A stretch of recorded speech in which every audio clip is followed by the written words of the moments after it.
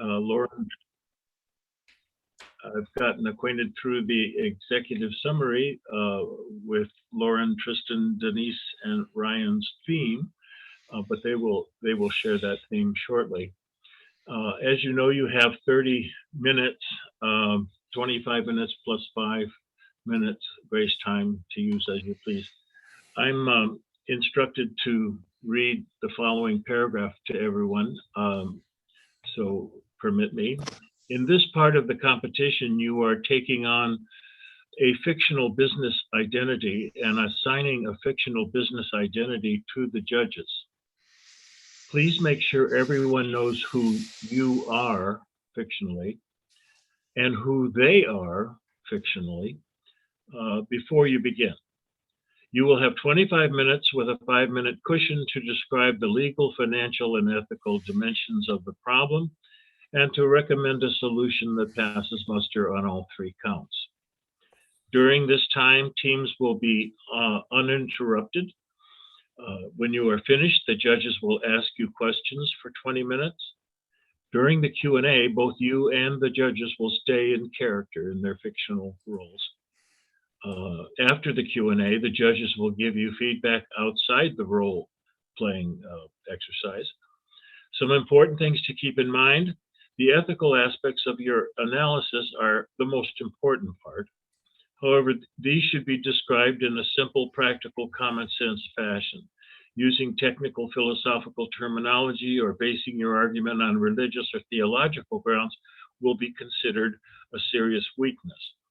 During this presentation, every member of the team must have some sort of speaking role. So that's the preamble for all of the teams hear that paragraph. So my name, as I said, is Ken Goodpaster. I'm Emeritus Professor at the University of St. Thomas. I'm in St. Paul, Minnesota, to your south. I'm a Wild fan, and I know Manitoba is not. But I'm happy to be your Uber judge. And let me invite the 2 judges to introduce themselves. Mr. Goldman. Hi, I'm Leon Goldman. I'm a retired Chief Privacy and Compliance Officer for an academic medical center in Boston, Massachusetts. And prior to that, actually was a general surgeon for 28 years. And that's who I am. Thank you. And Mr. Dowd? Good morning, everybody, and welcome to our Canadian friends. It's good to have you with us. I'm a retired corporate executive, work for a medical products company, also headquartered in Boston, and am currently living in Alpharetta, Georgia, and excited to be here. Okay, thank you very much, Mr. Dowd and Mr. Goldman for your generous gift of time and expertise. So with that, no further delay, let me invite the team to begin its presentation. I have my timer here set for 25 minutes, and at the end of the 25 minutes, it will let me know, and I will let you know, so that you have 5 more minutes. Okay? Does that work with everybody? All right. Hey, Ken, I just want to say one thing before we start. I'm Ravi Rajan. I'll be doing the technical support. I'm going to spotlight you guys when you start talking. So if you could just say your name before you start, that would be helpful for me so I can spotlight it, so I don't have to figure out who's talking. Okay, sounds good. So any questions before we begin? Okay, well, sorry, just quickly. I am seeing that the screen sharing isn't enabled. Oh. All panelists. Who can start sharing? All panelists. Check it now. Yes, it's working now. Awesome, great. And so just to confirm, you'd like us to say our name? Just say your name. Yeah, each time you speak when you're doing a transition would be helpful. Yeah. Okay. Well, with that, I will start the timer now.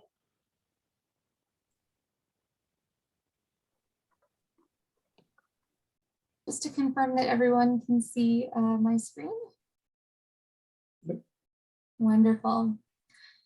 Well, hello. I would like to begin by extending a large thanks to all of you, the Executive Committee of Toyota Motor North America, for inviting my consulting team here today. My name is Lauren. I'm joined by my colleagues Denise, Ryan, and Tristan. And today we at Vision Consulting are thrilled to join you as we discuss how Toyota Motor North America can work to put the brakes on automotive theft. Today, we will be discussing how Toyota can address the emerging issue of vehicle theft in order to retain your position as a market leader. Our solution to prioritize consumer well-being in all aspects of Toyota's business practice through shifting the culture, pushing innovation, and changing the industry will allow Toyota to reaffirm your commitment to the customer, encourage ethical innovation through a consumer-centric lens, and raise manufacturer responsibility for consumer well-being across the automotive industry. Now, let's begin by discussing the industry that Toyota is working in. The North American automotive industry is expected to grow at a compounded annual growth rate of 4.5% between 2021 and 2028. And Toyota has taken up a dominant position in this industry, recently surpassing GM as the top selling automaker in the US and capturing a 15% total market share in North America. But with this strong position also comes a strong responsibility to react to key industry trends. And one of those trends that is emerging is the rapidly increasing rates of vehicle theft.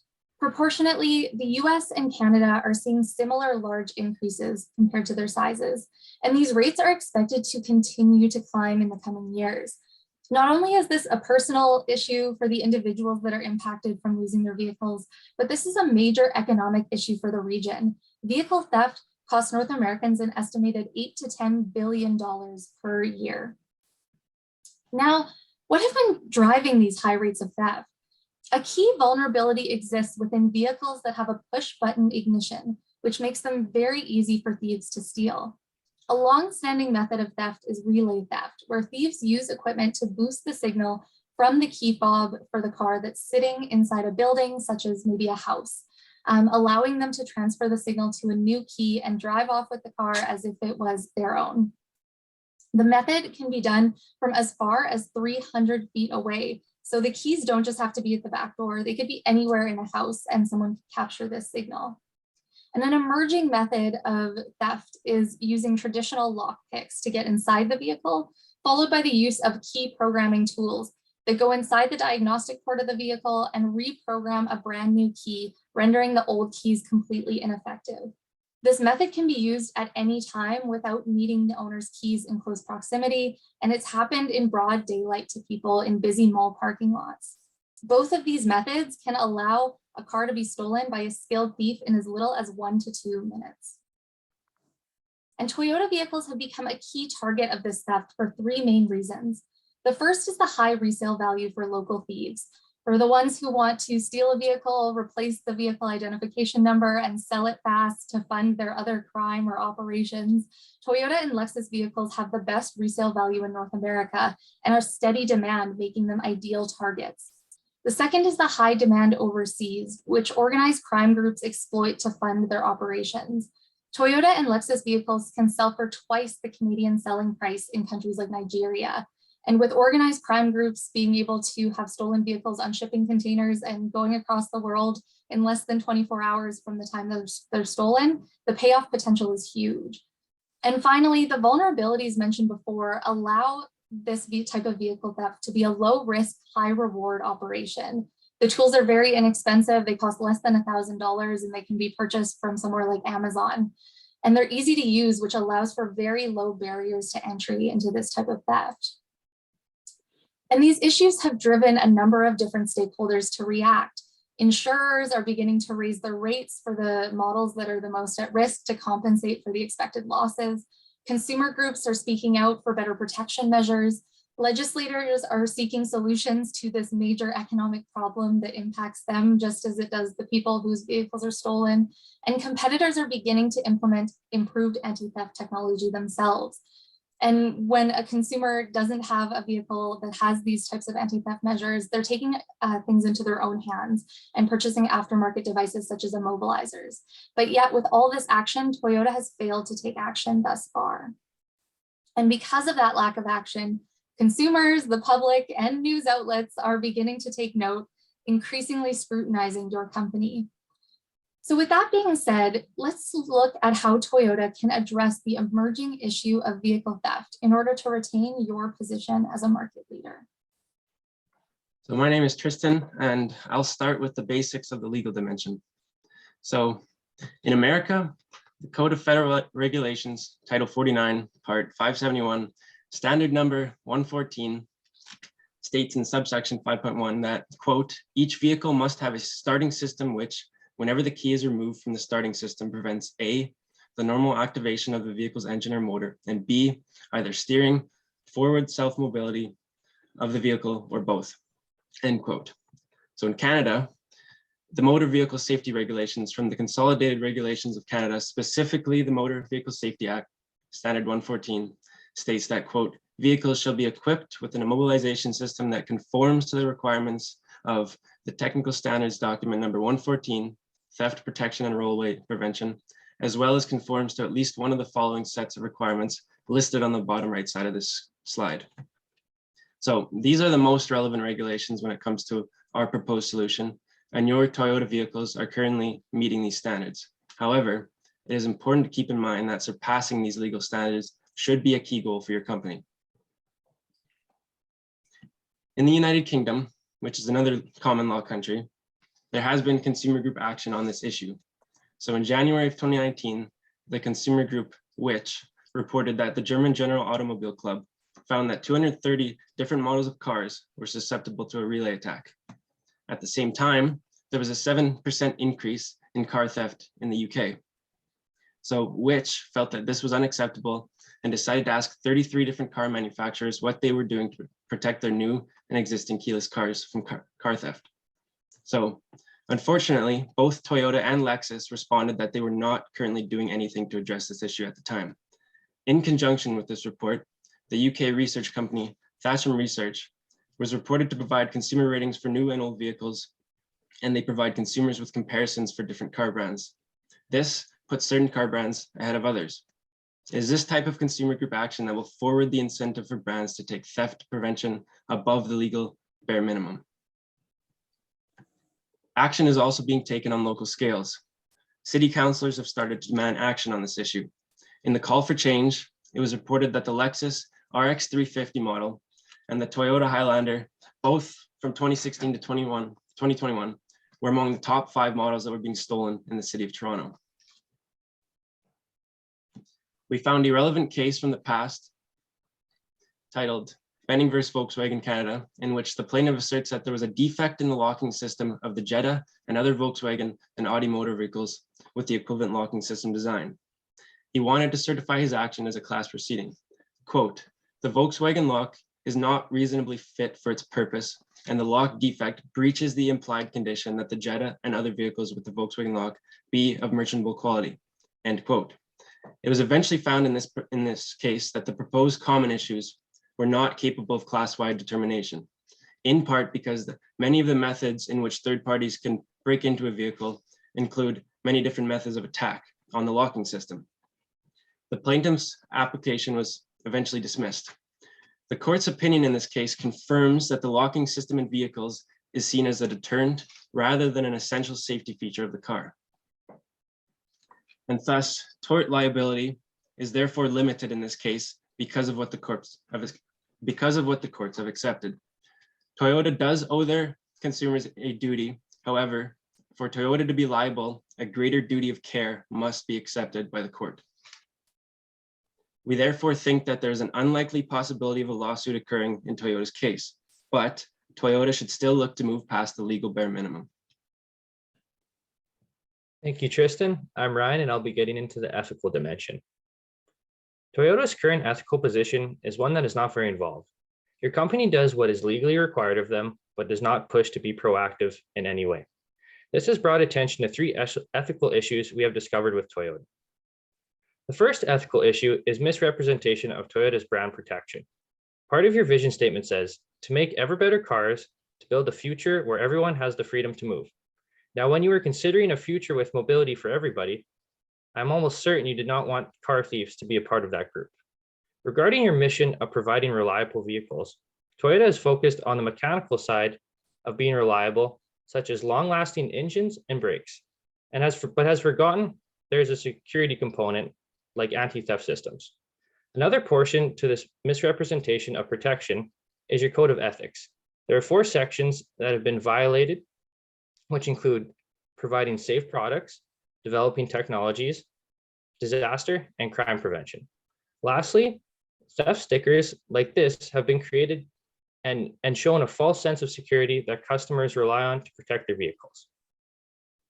The second ethical issue involves Toyota not meeting their fiduciary duty as the largest car manufacturer in the world. First, you are only meeting the minimum standards of regulations, which translates to the lack of concern you have for your customer safety.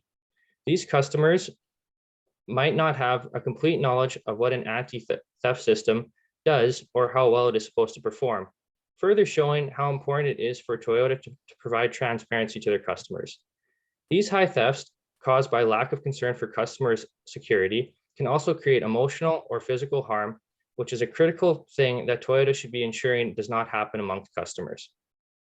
By not fulfilling their fiduciary duty, Toyota places the burden on stakeholders with the emotional stress of losing a vehicle, injuries caused by theft to the owner of a car or innocent bystanders, along with the increase of insurance premiums and potential tax increases due to the demand for police and crime prevention. The third ethical issue we discovered was that Toyota could actually be profiting from the misfortune of car theft. Once a car is stolen, the consumer may need a replacement car, which Toyota will benefit from. You could also benefit from aftermarket products and repairs needed from Lexus drivers who stole the car. Out of all the ways Toyota can profit from the misfortune of theft, replacement is amongst the most expensive option. In the chart is the most stolen vehicles in the US in 2020, which include the Camry and Corolla.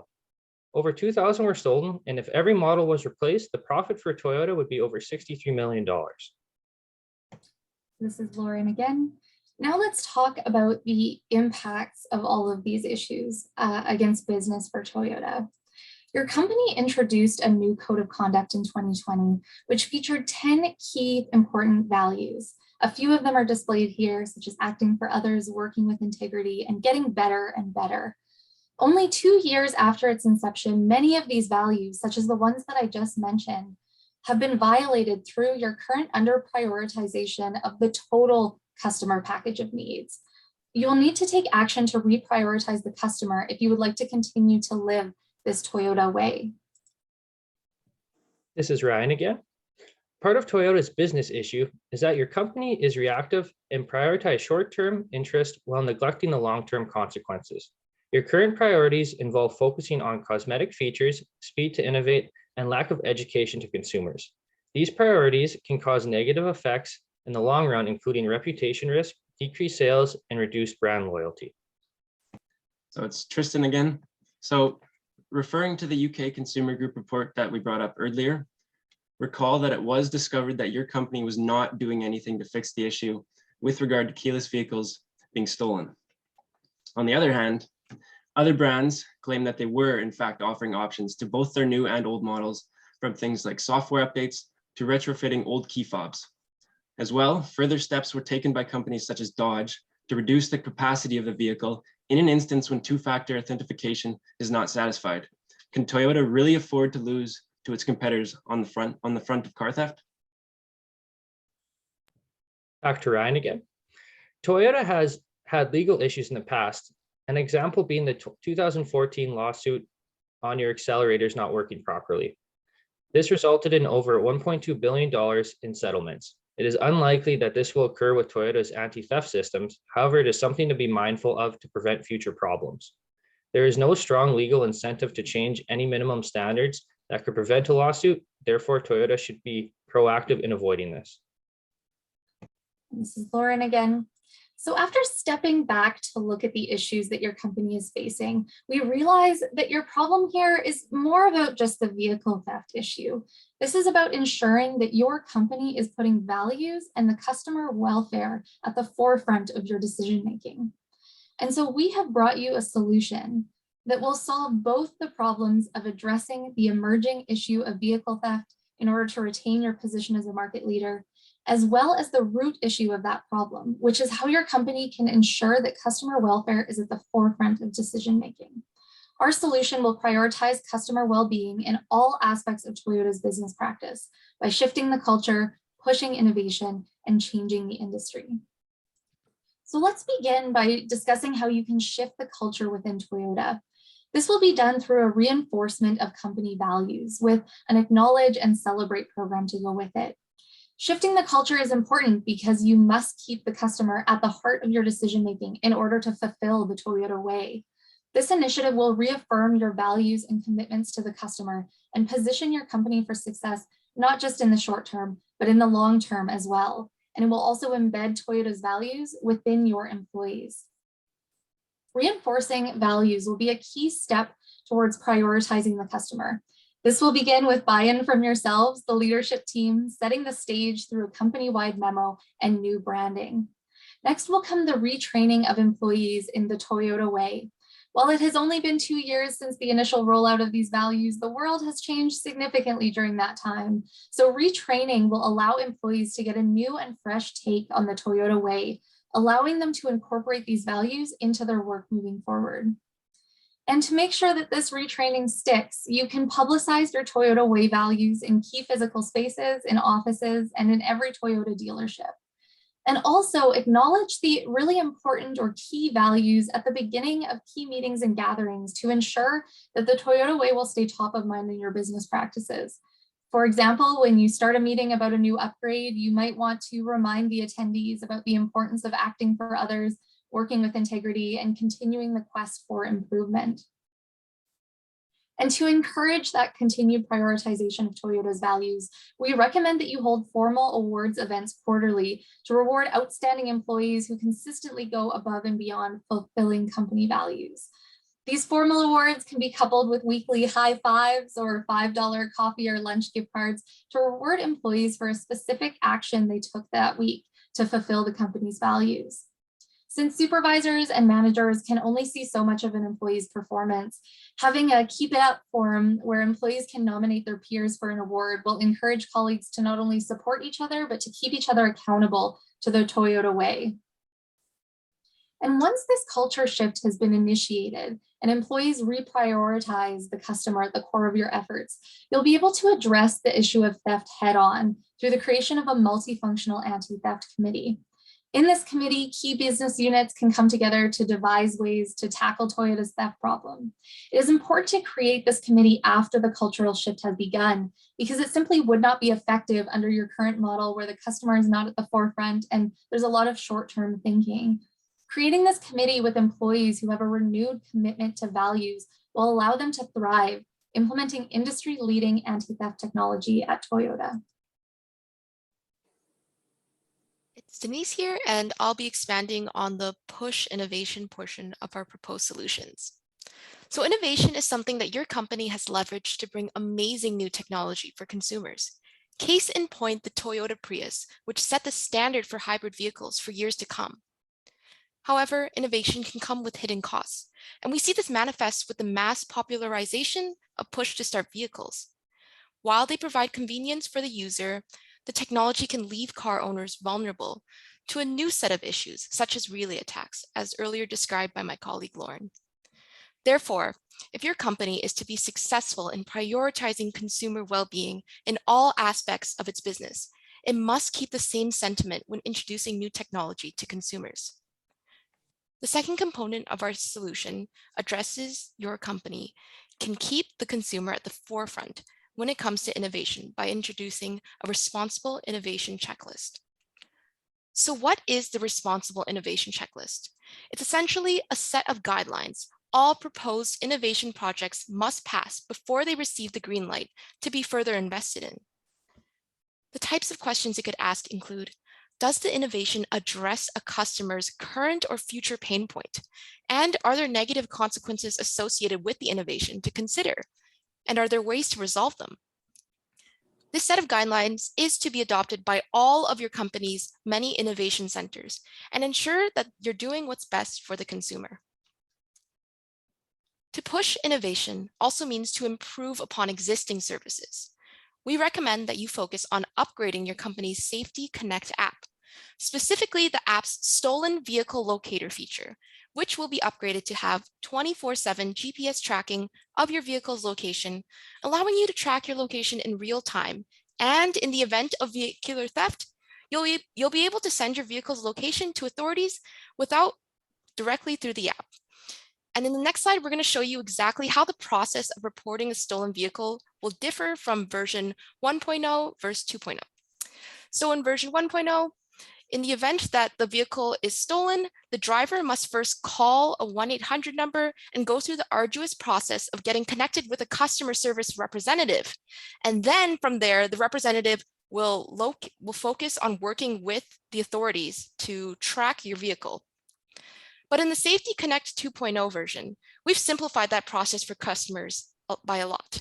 By first having that 24/7 access to your vehicle's location, there's no longer a need to involve a middleman when reporting your vehicle to the authorities.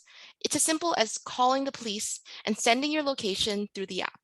This cuts down on the time required to report your theft, which is especially important in time-sensitive situations like catching a theft.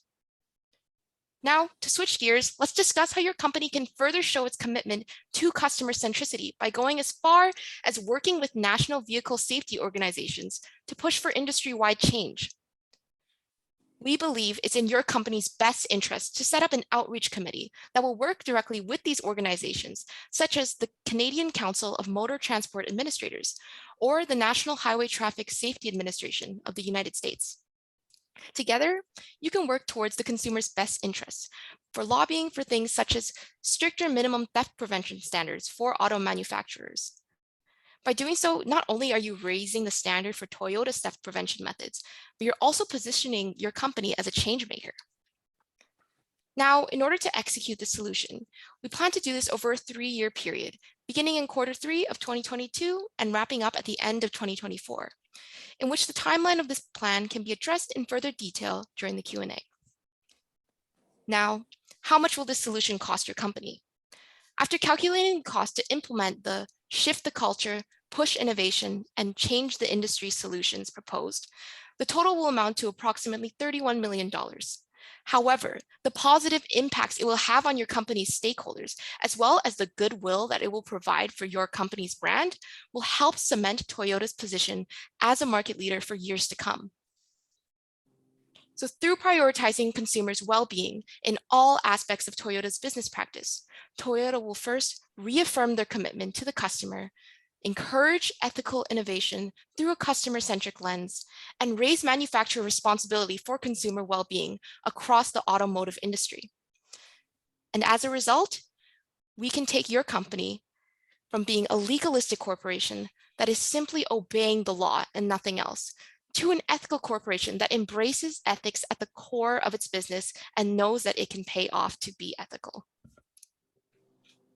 This is Lauren once again. We thank you so much for joining us today as we have discussed how Toyota can address the emerging issue of vehicle theft in order to retain your position as a market leader, in addition to how you can ensure that customer welfare is at the forefront of decision-making for your company. Our solution to prioritize consumer well-being in all aspects of Toyota's business practice by shifting the culture, pushing innovation, and changing the industry will allow Toyota to be an ethical leader by reaffirming your commitment to the customer, encouraging ethical innovation through a consumer-centric lens,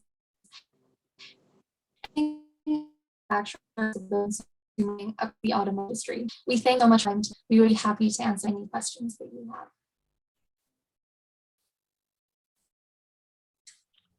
Thank you very much.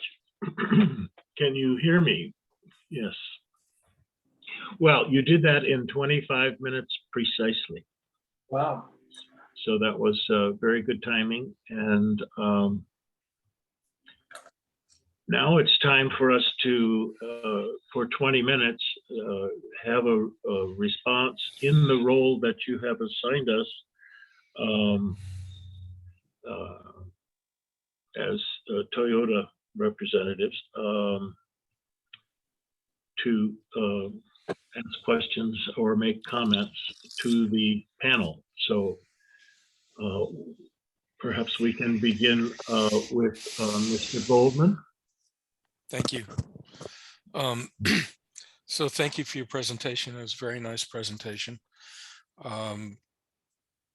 But among our fiduciary responsibilities are to our shareholders also. And it's a soft statement that by becoming more ethical will be better, but you showed us the cost of doing this, but do you have any information that can quantify what may be beyond just being a nice company, what, you know, financially, how this would benefit, so that to take this beyond Toyota North America, but to Toyota in general, how does this, do you have anything that would quantify it, any information that you might help us address that? So one thing that might help better understand why this would be a good step for Toyota financially is that Toyota has just recently surpassed GM as a market leader, but they've actually stated that this is not something that they expect to stay in. The position is not, it's not a long-term solution for them. They know that they could get surpassed at any moment. And at the same token, competitors are also doing a lot to address the issue of theft. So we don't have necessarily the direct number of how much they'll make, but it's the matter of, if they don't address this issue, consumers are going to just choose the competitor who's addressing the issue. And theft is a major issue right now, especially rising during COVID. So, yeah. Thank you. Are there any statistics or any polls or anything, surveys of customers that would show that because of this problem, potential buyers are becoming less likely to turn to Toyota? We do have a report that speaks on behalf of, in general, like consumer behavior when it comes to how much they care about theft. And it does say that consumers are willing to pay a premium for the ability to have stronger theft prevention, because it's now becoming more apparent that it's an issue. You addressed also a process for change, which addresses going out to the wider community of employees. But it would appear that the problem that you concentrate on is one that senior management made a decision. And so how do we address getting senior management to buy into the value structure they apparently created but didn't buy into? An excellent question. And really, we know that senior management has created these values and we know how important they are, but these values were really released at sort of, let's say, not the best time. These values were released in 2020, right at the beginning of the pandemic. And so we know that some of these employees have adopted these values or learned about these values virtually. We know that some of these employees have learned about these values when maybe the sales were really low because people were at home, and so they weren't able to sort of take them in and learn about these values in the same way that a company would launch this, let's say in 2019. And so unfortunately, the timing of the values, they're excellent values and some wonderful statements for Toyota to live by. And the senior management team certainly had an excellent perspective in terms of choosing these values, but they really were rolled out, not to Toyota's fault, of course, but during a global pandemic. And so we believe that we're now at the point about 2 years after where having this renewed commitment to these values, because they are so good to begin with, we'll sort of be able to reinforce this and just remind these employees about what they may have forgotten about in the midst of all the chaos of 2020. Thank you. That's, Mr. Dowd, would you please have questions or comments? Yes, certainly. Thank you for your presentation. Very professional. I've got a couple of questions and an observation.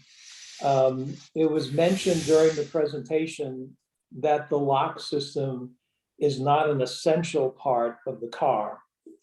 Essential, unlike the motor, I guess.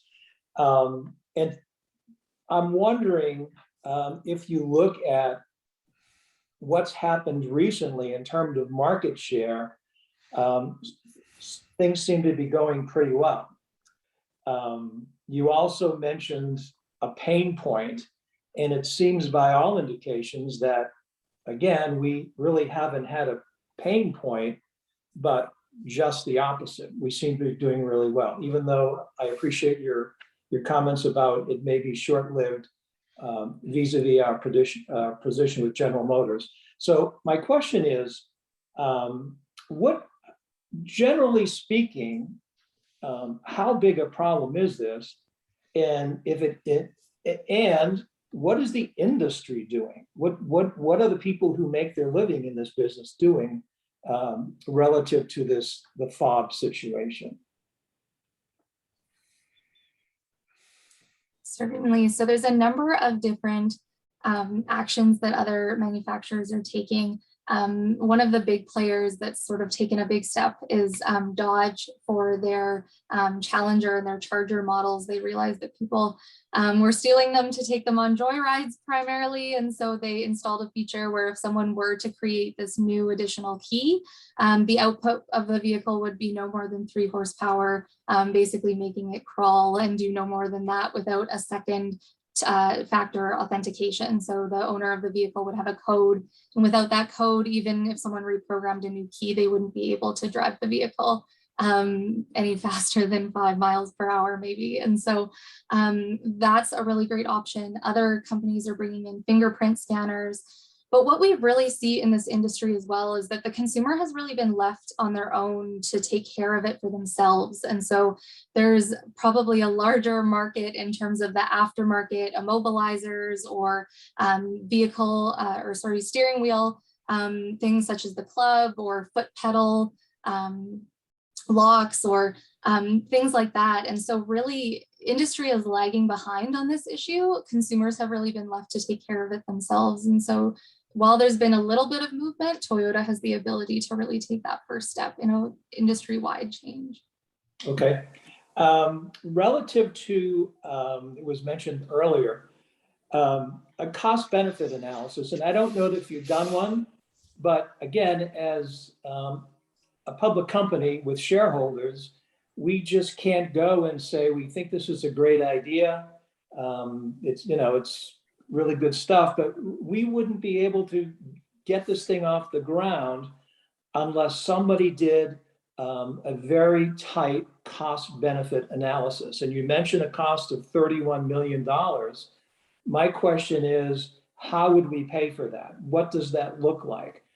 How long would it take to get a complete payback? What would it do to our position in the marketplace? And I don't expect you to have those numbers now, but as a follow-up to that, I would say, what specific steps would you recommend for us in terms of our customer facing? You mentioned, here's what we're going to do with the employees, but what specifically can we use to leverage our customer facing position?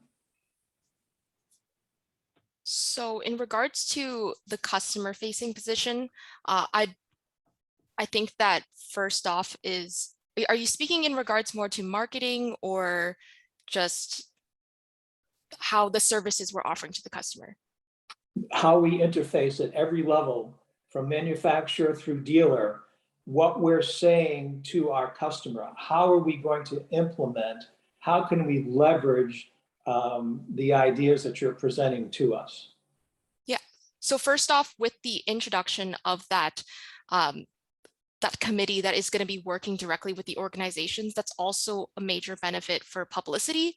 If we're speaking on behalf of how it's going to benefit your company's bottom line, when people see that you're not only addressing the issue, but you're trying to change the issue, that's going to bring a lot of positive brand goodwill for Toyota.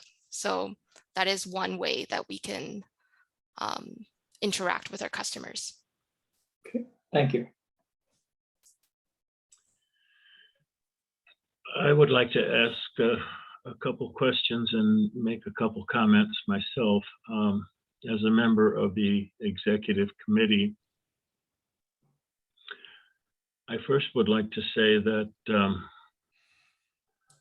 I'm rather moved by your presentation, and much as I don't like to say it, I think you have a point. I resist it, I have to say, because it means change, and I don't like change. But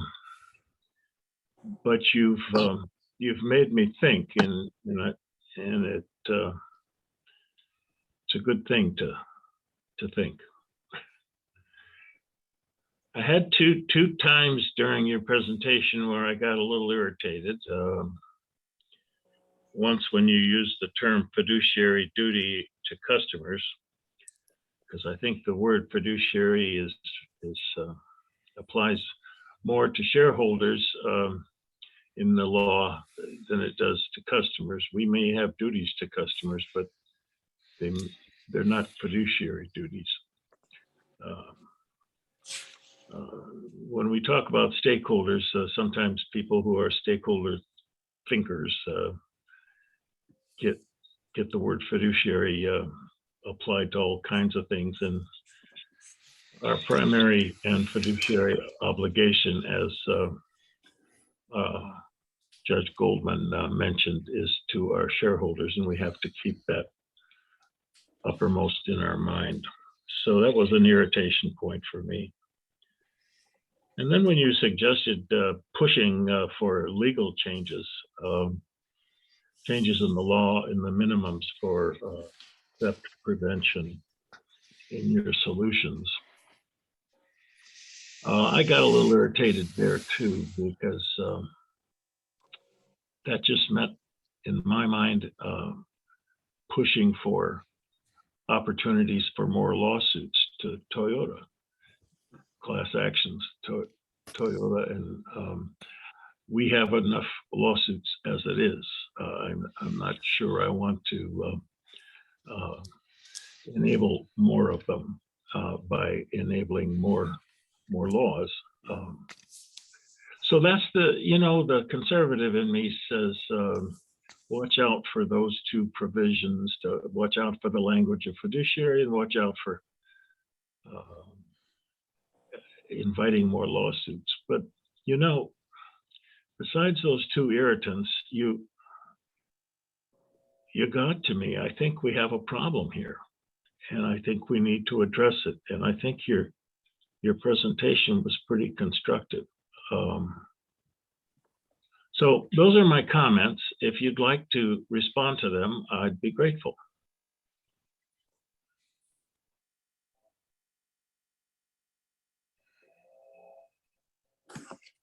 Certainly, I could start, and then maybe one of my colleagues would like to add on as well. But we thank you so much for your comments. We know that really there is, of course, that fiduciary duty to those, to the shareholders. Of course, you are ultimately very much responsible for them. But we know that the landscape is sort of shifting, and we know that people are taking note of what manufacturers are doing and the actions that they're taking. And so we believe that there's an opportunity with approaching the new laws or the legislation at the same time as you have this committee that's innovating and getting ahead of them, that there's the opportunity for those to go hand in hand, and really for Toyota to be able to innovate and bring those laws forward and those recommendations so that you end up being ahead of the competitors in terms of what is implemented.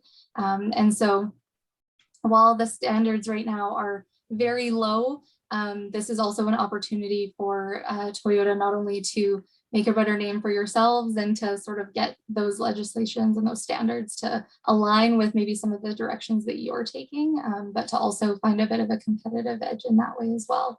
I'm not sure if any of my colleagues want to add on to any of those points. Yeah, a lot of the things that I would have said would have reflected or echoed what Lauren said. That, yeah, we really appreciate the comments that the committee you guys have provided to us. One thing I want to highlight is that this is an issue that may not seem like it's pressing, but the truth of the matter is that it is, because as we've seen on social media, people are talking about this issue. We're in the news, there's articles, and social media is very powerful and can impact sales at a very fast pace. We've seen this with Facebook and the issue of consumer privacy laws.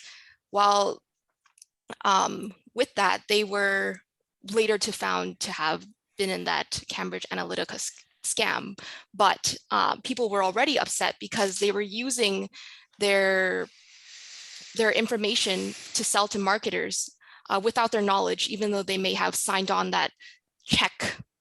Yes, like read that long information thing and they just check off on it. So technically Facebook wasn't breaking any laws in that regard, but it's the principle that people weren't happy with. And that's kind of the same sentiment we're carrying with this issue with your company, is maybe you're not technically breaking any laws, but it could be very detrimental to your brand. So yeah. I can add on to that as well. So the good news is that we think that there's an unlikely chance of another lawsuit with regard to this issue. But the bad news is most companies, if not all, of your competitors are meeting the bare minimum legal standards. So that being said, there might not be much of a legal incentive to make change on this, but to highlight again what Lauren and Denise touched on is consumers are paying more and more attention to their products, and in an online world where there's almost a review for everything, it's becoming more and more important to address the small things. So.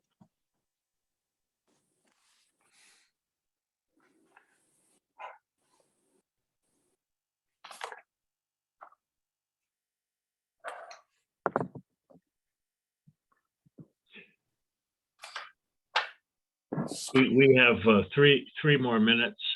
If either of the other judges have further further comments or questions as members of the Toyota board or Toyota Executive Committee.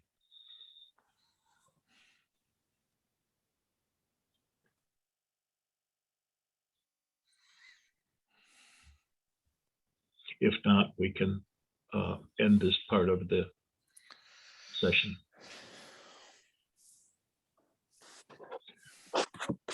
Hearing no comments, then let's end the role-playing part of the session and shift to comments from the judges out of their role, in their role as judges. And their comments about the presentation itself, and any comments they might have about your team going forward, because of course you've got a 10-minute and a 90-second presentation to make tomorrow, and sometimes you can get some encouragement from the judges about those competitions as well. So with that, let me return to Mr. Goldman. Thank you. First of all, let me say it's a great presentation. You people did a phenomenal job. Your slides were easy to follow and enhanced the presentation, and that's not easy to do. So congratulations. That was well done. There are a couple of things I would like to address. One was, it started out, I was really following it along, and then I sort of became a little confused. Not because you did anything specific, but in one way, the message you were telling Toyota seemed to be, you people don't follow your code. You have a problem. and the theft is a symptom of not following your code. Now, I don't know, you can't really change that right now, but it was intriguing, but it was very well done in a sense. But to that sense, to Dr. Goodpasture's comment about fiduciary, it's one that I picked up when I was reading your executive summary. There is no fiduciary duty towards the customers. That said, if you look at Toyota's code, which you presented, Toyota gave themselves a fiduciary duty when they said they would put customers first. So in that sense, you could refer to the code and drop the term fiduciary, which is going to confuse people. The other thing in terms of the question, one of the answers, if someone says, you know, why would we invite more lawsuits? That's really not what's happening. What you're suggesting, you made the case that the law is going to change. There's a great push to change the law. Toyota should get involved because then they have input into a law that will affect their lives. And that's the real reason for I think, getting them to be involved. But I did like that you involved the code, and I think you should concentrate in the sense of you have a code, you didn't follow it. The challenge of training, not just all the employees, but also the leadership. There's a leadership group that made a decision. You know, part of the problem often with compliance programs is it's easy to get the employees. It's really tough to get the senior leadership, even though they write these things.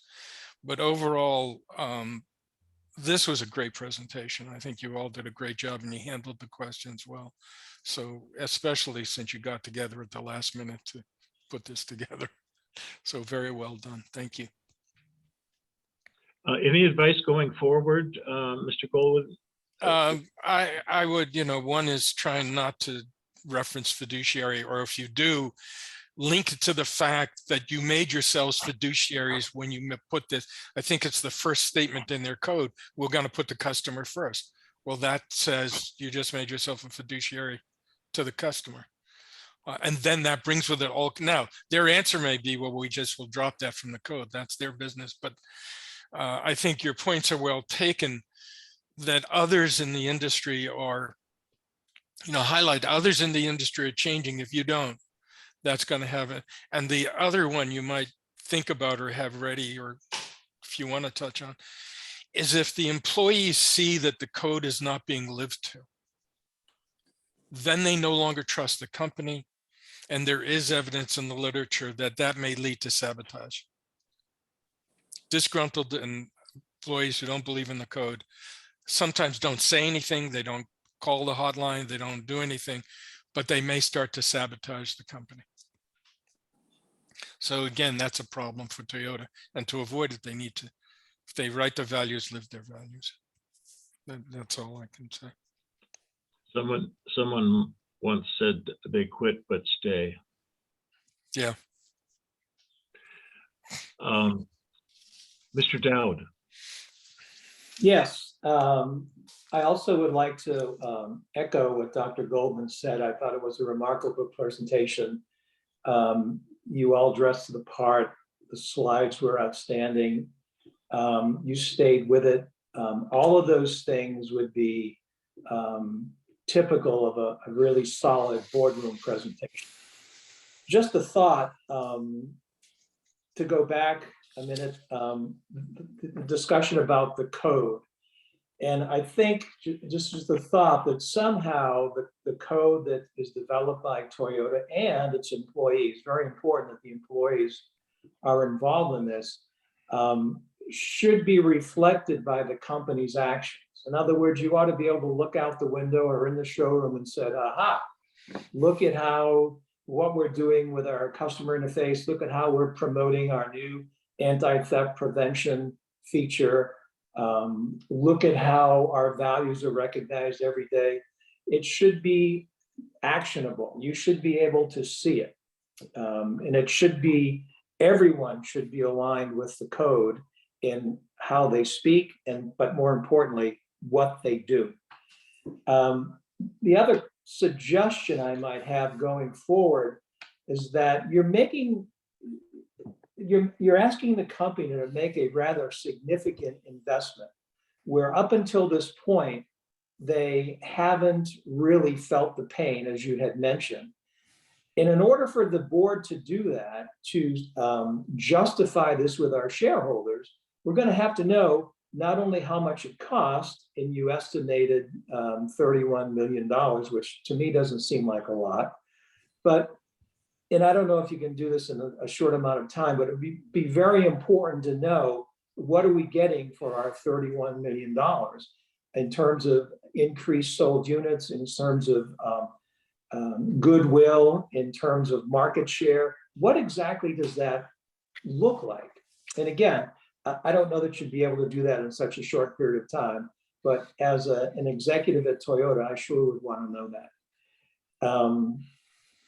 I also noticed, and this is not to play gotcha, but one of the folks mentioned that in responding to our questions, you guys have presented some good points. That kind of colloquialism really isn't going to play in the boardroom. So just a note to be careful about how you address the members in the room. I also was very impressed with some of the questions we gave back to you, particularly Ken's. Ken played a great role. They were pretty, they were pretty pointed, and they came right at, they were the fastball right under the chin. And you guys, there I go, you folks were unfazed. You took some time in responding, which is good. Think a little bit. What am I going to say? This is not going to be a knee-jerk reaction. And I was very impressed that you were unflappable. You came back with an answer. We said, okay, all right, let's move on. But that is a very impressive trait. What else? I also would want to know a little bit more. You might want to think about this. I think, out of my role, this is a monumental opportunity for Toyota. I mean, an opportunity to be an innovator, take the initiative, but just as important, you need to have a plan to promote it. This is a big deal, how we're going to differentiate ourselves from the rest of the competition. And by the way, you may not want to use the fiduciary word, but we're doing this to help our customers. And we're doing it to show that the value of the relationship with our customer means a lot to us. And I would just hammer that till the cows came home. So I would like to offer two things to add on to what Mr. Dowd said. One is, when people ask, what's it going to cost? It's going to cost 31 million. As a back of the hand, what does it make up? You could just say, if you look at the cars that were stolen that you showed, if they weren't replaced by Toyota, Toyota would have lost 63 million. And so that's just, even though there are no statistics. And the other, again, in terms of hammering it home, as one of the questions that can always be asked is, yes, it says we will value our customers. Who cares? Question is, what does it look like when we value our customers? yes. So what does it look like when we value customers for the question of theft? This is what it looks like. What does it look like when we value our customers for safety? This is what it looks like. And all the other code things is what are the physical actions each person? What does it look like for the salesperson when they do it? What does it look like for the engineer? What does it look like for the CEO? And I think when you put it in those concrete terms, then it becomes even more clear why they would do this. So thank you. Thank you, Mr. Goldman and Mr. Dowd. Let me make a few comments as well. Like Mr. Goldman and Mr. Dowd, I thought this was an excellent presentation. I've been an Uber judge for a long time in this IBEC competition for many, many years. And this is one of the finest presentations I've ever seen. And for lots of reasons. First of all, you chose an issue that is clear, that is socially important, and your approach to the solution, it seems to me, is constructive, persuasive,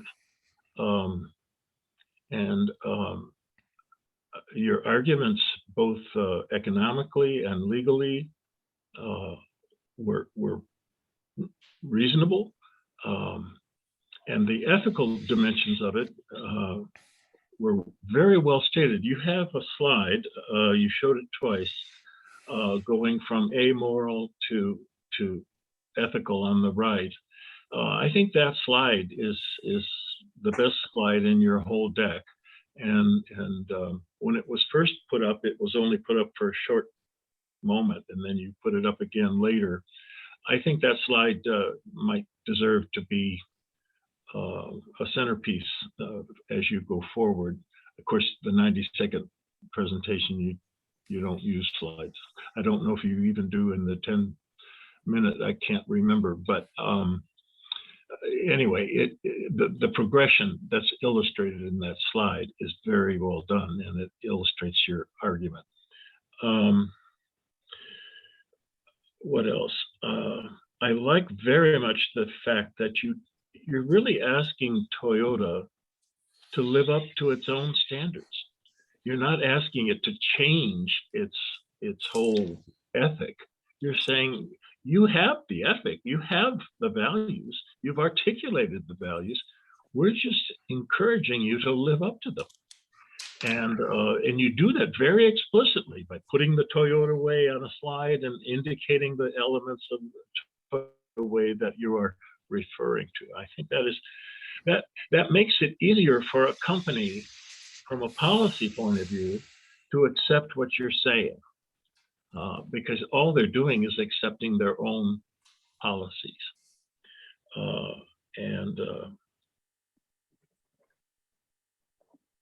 One final point that makes me a little bit nervous is that your solution, which I think is eminently reasonable, is slow. That is, if you do it the way you suggested, you need to do some cultural work first, and then work your way up to the innovation. And it sounds like a 3-year period. And if your early presentation is correct, this problem is fairly urgent. And if it's urgent, I mean, if cars are being stolen left and right today, as we're speaking, a 3-year plan sounds a little bit like it's not so urgent. And I don't know what you want to do with that. I understand that you believe that it's a cultural problem and the culture needs to change. And cultural change is not something you do overnight. Innovation is something that you don't do overnight either, but it can be faster than cultural change. And that fact makes me, if I were working with you and coaching you, would make me probably change your solution a little bit so that you could do the innovation alongside the cultural change rather than after it. If you think that makes any sense. But overall, let me come back and say, I think this was an exquisite presentation. And I think sharpening it up for the 10-minute part, which is all about ethics, and the 90-second part should be easy for you, because you've got a great issue, it's a clear issue, and you're asking the company to live up to its own values and care for its customers like it says it does. So nice work. If you have comments back, you're welcome to make them, and if not, that's fine too. If I just made to follow up on what you said, you can speed it up by making the innovation part of the cultural change. that the senior management calling people together to do the innovation, they can present as an example of how we value customers. So they begin to show how they live their values by implementing the innovation while they also work on cultural change in other places. Very good point. Oh, and there's one other point that occurred to me apropos of Mr. Dowd's observations. To get back the kind of revenues that are being expended for this change, one way to get the attention of the consumer is to try to persuade Consumer Reports, which is a very influential automobile rating system, to take theft prevention even more seriously than it already does, and to rate cars, make that element of the car rating system a larger proportion of the total rating. If that were to happen, if Toyota could persuade Consumer Reports that that was an important thing to do, that would make Toyota's likelihood of getting higher ratings in Consumer Reports even better. And it would be a competitive advantage. And I think Consumer Reports could do that objectively. It wouldn't be a matter of favoritism. So that's just a side comment for a marketer. Any comments from the team? The only, oh, sorry, Lauren, go ahead. I was just going to say thank you so much for the feedback. This was really, I think, an issue that we all got really excited about. And I think something that's sort of somehow flown under the radar when it seems to be this sort of massive issue once you crack it open. And when we started to think about, like, you know, theft isn't the flashiest or the most exciting thing when someone's buying a car, and when the car is brand new, they're probably not thinking about it getting stolen. But there was recently, this was sort of all sparked by a recent investigative journalism report that sort of just cracked this all open, and it was just amazing to see sort of this massive gap that's been created. Thank you. Denise, you were gonna comment. Yes, I was just going to ask a question about the timeline. I think that first off, I probably didn't communicate it properly. It wouldn't be that the plan is all being, like, all the other aspects of the plan are going to be conducted after the culture shift happens. The culture shift would just begin as the first component of the plan, and then the rest would be implemented in the beginning of 2023. But do you guys think that for the solution in the future, would it make more sense? You're saying everything starting at the same exact time, like the culture and the innovation pushes, changing the industry all at once? My comment would be, it all doesn't have to happen at once, but you could start the innovation in theft protection as an example of living your values while they implement culture change, because that would be senior management telling people to get together, pointing to their values, saying, if we're going to live these the way they should be lived and the way we believe they should be lived, then we need to address this problem. Some of the other things, getting involved with anti-theft organizations and legislation, can be later, and other things about culture might be later, but those two things could start together. Yes, senior management could also at the very same time direct the innovation part, the engineers that would have to implement a new system to get working, to get cracking now, and come up with a new system. And that those two initiatives by senior management could be contemporaneous. Yeah, I would agree. I think that it's important for Toyota to create a sense of urgency to get this done. Doing the right thing can be very profitable. And I'll go back, put my marketing hat on for a minute. Whoever gets out in front of this, particularly as it relates to customer facing, is going to be in a very solid position. More and more, the public, especially through social media and everything, are learning the lesson. Don't listen to what they say, look at what they do. And that's true for employees as well as customers who purchase cars.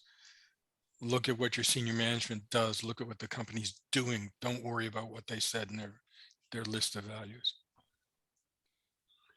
Well, we're pretty much at the end of our allotted time, unless there's any urgent remarks from the team. That I want to thank you all and thank the judges. It was a good presentation. We hope you feel good about it and that you go forward with great success tomorrow. And we are adjourned.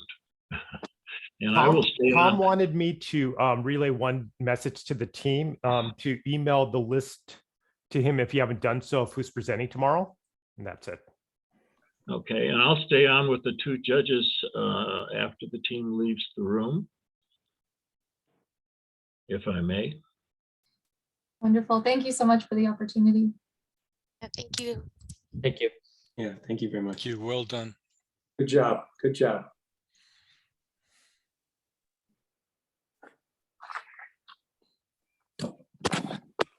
So have we stopped recording? Let me stop it. Stop recording.